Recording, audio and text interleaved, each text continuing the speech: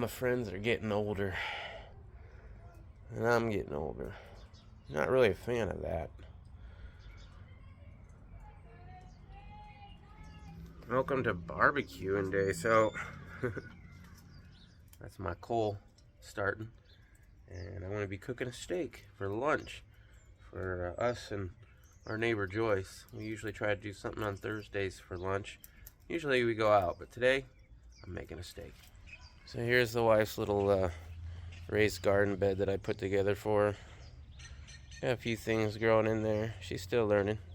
I'm still learning. Next time I make one of these, I'll do better. Thought I'd show you though. Well, at least it ain't so smoky now. There's some wildflowers that I'd planted. They're doing pretty good. Right next to the garden bed, you know, keep the bees close.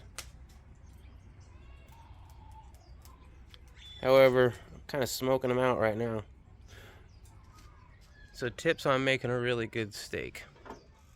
Well, I learned this from a guy on YouTube, and I've experimented with it, and the wife goes on and on about my steaks and says how I ruined her. She won't go to Texas Roadhouse no more, or any of these places that have supposed good steaks, because I make the best steaks.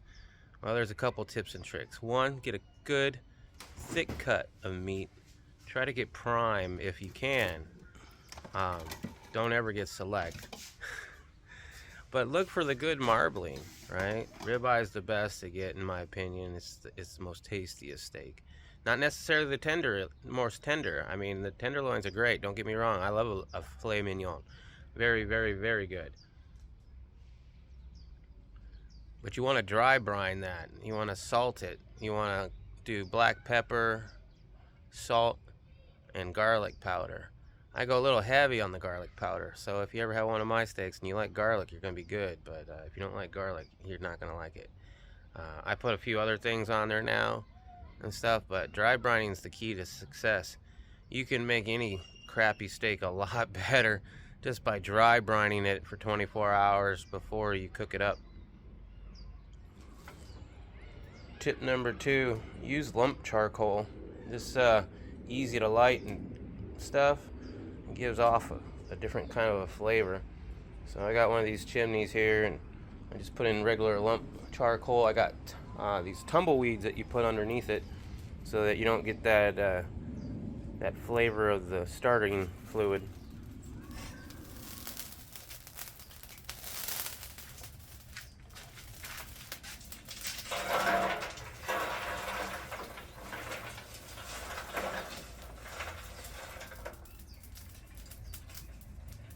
Oh yeah.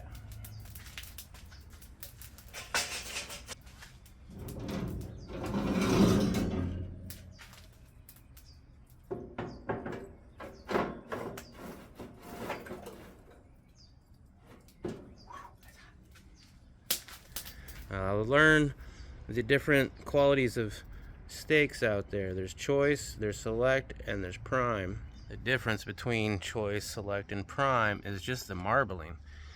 You want to have the best marbling you can get. So no matter what kind of steak you get, look for that marbling, that intermuscular fat. That's where your flavor is. Next, tip number 3, get yourself a good thermometer. This is something that we picked up on Amazon. It wasn't very expensive. In fact, in the descriptions, I'll have an Amazon affiliate link to this. It comes with a probe, and we're going to utilize the probe today because I want to cook this steak up to about 125, maybe 120, and then I'm going to put a crust on it. So we'll cook it throughout first, and the crust comes last.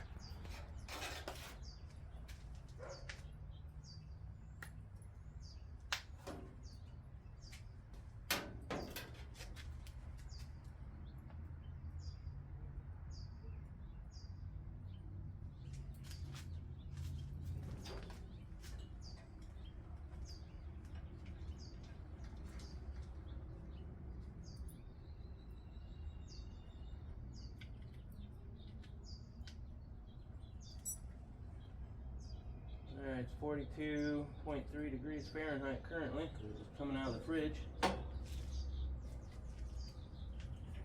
you know,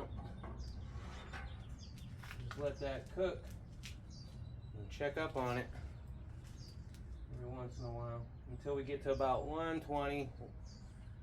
I like my steak medium rare. I never used to. I always used to like it well done. But I have tried, and since I got into cooking myself, medium rare or medium well is about where I like to be.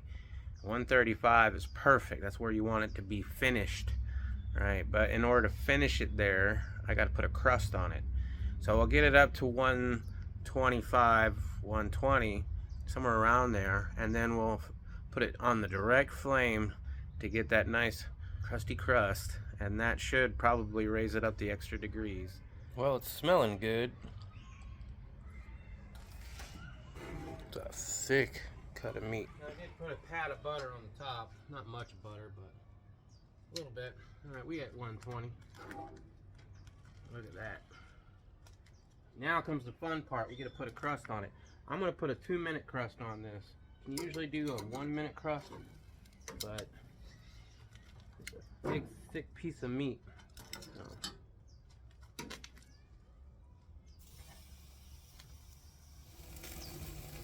That's all that fat rendering off.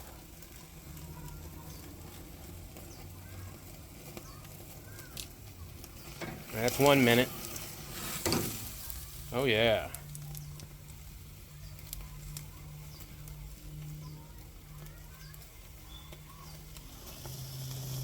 See what that's looking like.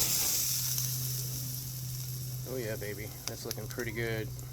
Looks beautiful. Smells so good. That's a smellgasm right there.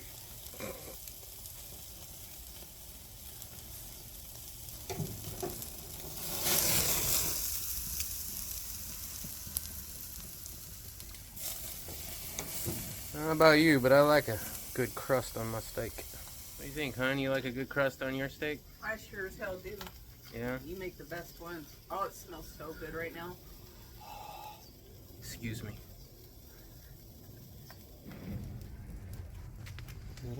Mm-hmm. Tell me when a minute's gone by. Okay.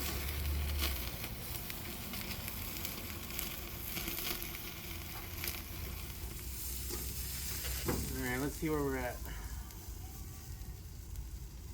138. So this is going to be a little bit more, this is going to be more like medium well. So that's okay. Because once it rests, it's going to warm up even a little bit more. Now lastly, let's slather that in butter. Yeah,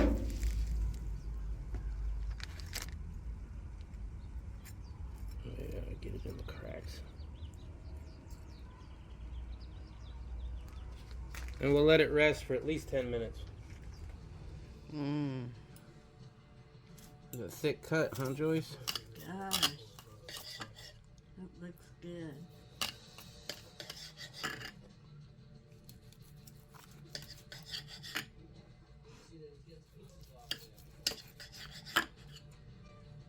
How long did it take you to cook it? About an hour. Mm-hmm. Oh yeah, that's pretty good. Mm-hmm. Only a little bit of pink. Mm-hmm. I'm gonna slice it all up. Sure.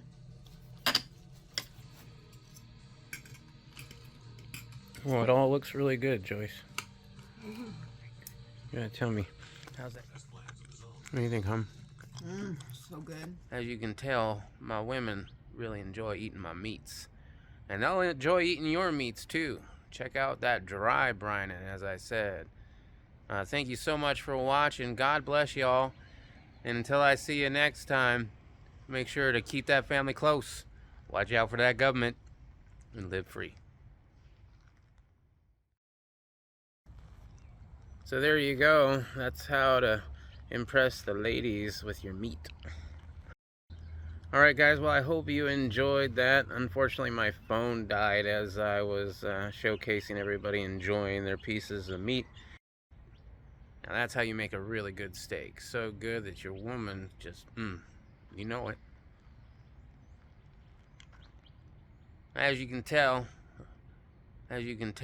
my women really enjoy eating my meats. Alright guys, well my phone died just as we were all enjoying our steak. Hope you enjoyed the video. If you got something out of it, leave it a like, leave me a comment, you know the drill. Thank you so much for watching. Until I see you next time, make sure you keep that family close. God bless. Watch out for that government and live free.